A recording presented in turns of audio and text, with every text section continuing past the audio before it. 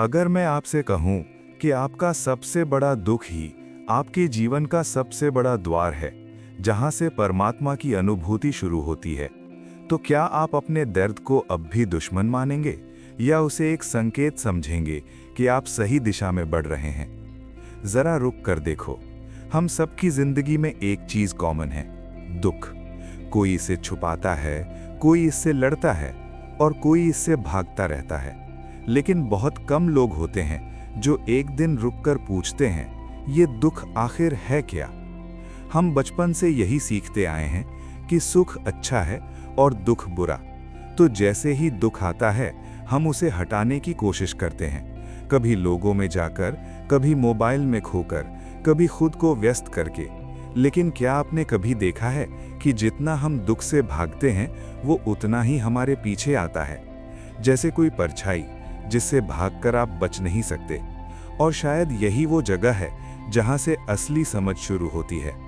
कभी सोचा है, हम हमेशा सुख की तलाश में भागते रहते हैं और दुख से बचने की कोशिश करते हैं। लेकिन अगर सच उल्टा हो तो? अगर दुख ही वो रास्ता हो जो हमें परमात्मा तक ले जाता है?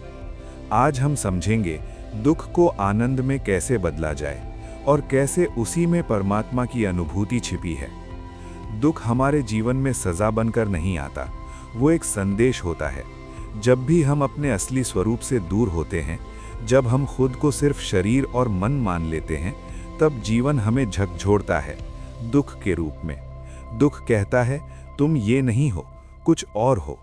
ध्यान से देखो, जब सब कुछ ठीक चल रहा होता है, तब हम खुद को भूल जाते हैं। हम बाहर की चीजों में इतने उलझ जाते हैं कि अंदर की आवाज सुनाई ही नहीं देती। और तब दुख आता है, हमें वापस अपने भीतर खींचने के लिए। शायद इसीलिए जितना गहरा दुख होता है, उतनी ही गहरी खोज शुरू होती है। इंसान सवाल पूछने लगता है, मैं कौन हूं? मेरे साथ ही ऐसा क्यों? और यही सवाल धीरे धीरे उसे परमात्मा के करीब ले जाते हैं। हमारी आदत क्या है? दुख आते ही हम भागते हैं, मोबाइल, लोगों, काम या डिस्ट्रैक्शंस में। लेकिन सच ये है, जिससे आप भागते हैं वो आपका पीछा करता है, और जिसे आप देख लेते हैं वो समाप्त हो जाता है। तो अगली बार जब दुख आए, भागना मत, बस उसे महसूस करना, थोड़ा रुक कर देखना। दुख शरीर में कहाँ है? दिल में भारीपन, गले में रुकावट या आंखों में आंसू? उसे नाम मत दो, बस उसकी मौजूदगी को महसूस करो। पहले पहले ये आसान नहीं लगेगा, मन भागेगा, डराएगा भी। लेकिन अगर तुम ठहर गए तो एक पल आएगा जब वही दुख हल्का होने लगेगा, जैसे कोई बादल खुद ही छट रहा हो। अब सवाल आता है, दुख को आनंद में कैसे बदला जाए? पहला कदम है स्वीकार करना। दुख से लड़ना बंद करो, क्योंकि जितना तुम लड़ोगे वो उतना ही मजबूत होगा। दूसरा कदम है समझना। खुद से पूछो, ये दुख मुझे क्या सिखा रहा है?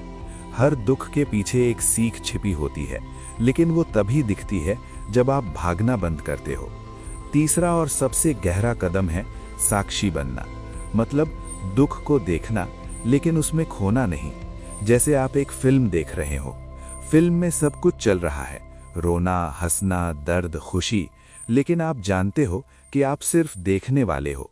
वैसे ही जब आप अपने दुख को देखने लगते हो तो एक दूरी बनती है दुख और आपके बीच, और उसी दूरी में एक छोटी सी शांति दिखाई देती है। धीरे धीरे ये शांति बढ़ती है और फिर एक दिन आपको एहसास होता है कि आनंद बाहर नहीं है, वो तो हमेशा से आपके अंदर था, बस दुख के शोर में दब गया था।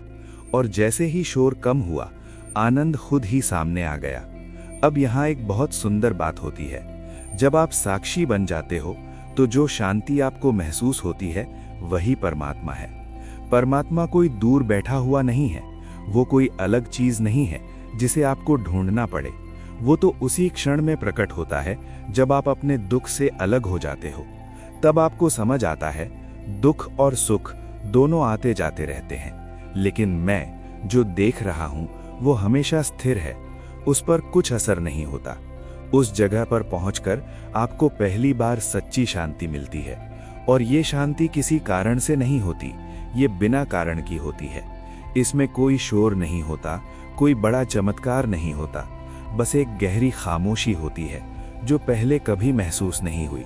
और उस खामोशी में आपको लगता है मैं अकेला नहीं हूँ, कुछ है जो हमेशा मेरे साथ था, हर दुख में, हर खुशी में, हर परिस्थिति में, बस मैं ही उसे देख नहीं पा रहा था।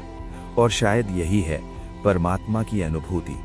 तो अगली बार जब दुख आए, उसे हटाने की कोशिश मत करना, थोड़ा रुकना, उसे देखना और समझना। शायद यही वो दरवाज़ा है जहाँ से आपकी असली यात्रा शुरू होती है, जहाँ से आप पहली बार खुद को जानने लगते हैं और जहाँ दुख धीरे धीरे आनंद में बदलने लगता है। मित्रों, जब तुम दुख से भागना छोड़ देते हो, तभी पहली बार परमात्मा तुम्हें महसूस होता है।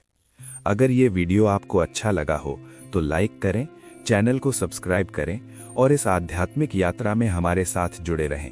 धन्यवाद। नमस्कार।